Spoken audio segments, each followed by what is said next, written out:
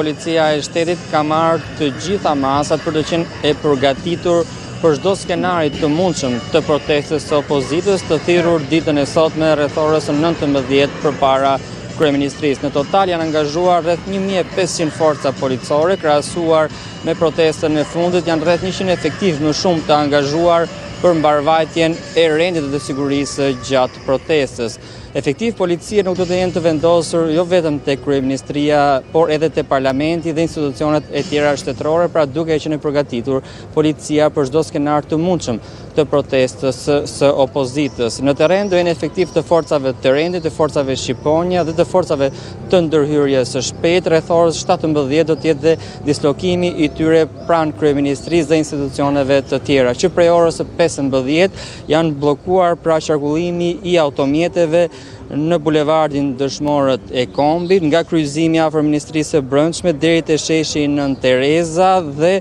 rrugët Ukraina e Lirë, Papa Gjon Pali 2 dhe Ismail Qemali. Protesta e sotme pandi, në fakt protesta e 7 kombëtare e opozitës,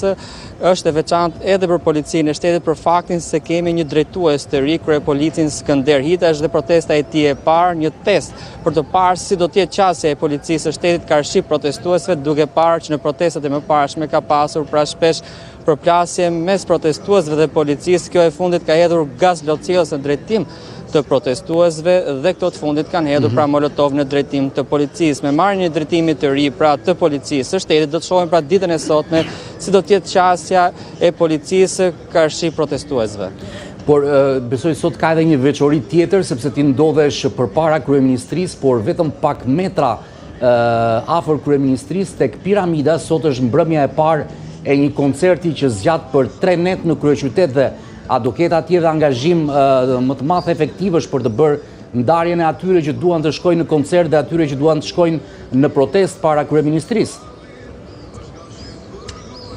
Në fakt pandi, ndryshe nga protestat e mëparshme, kur Partia Demokratike ka marrë pra leje pranë policisë së Tiranës, nuk e ka caktuar pra afatin kohor të përfundimit të protestës. Ndërsa në protestën e sotme, pra sipas njoftimit zyrtar të policisë së Tiranës, thuhet që Partia Demokratike ka marrë pra leje për zhvillimin e protestës nga ora 19 deri në orën 22. Kjo ndoshta për fakt se pranë pra kryeministrisë tek Piramida zhvillohet dhe një koncert dhe aty do të jenë dislokuar edhe forca policore për të vendosur një kordon, pra një perimetër me efektiv policie që pra koncerti të vijojë normalisht. Ndoshta edhe kjo marrje leje e Partisë Demokratike me një afat të caktuar pra nga ora 19 deri në orën 22 mund të jetë bërë për shkak se pranë kryeministrisë pra kur zhvillohet dhe protesta është edhe koncerti.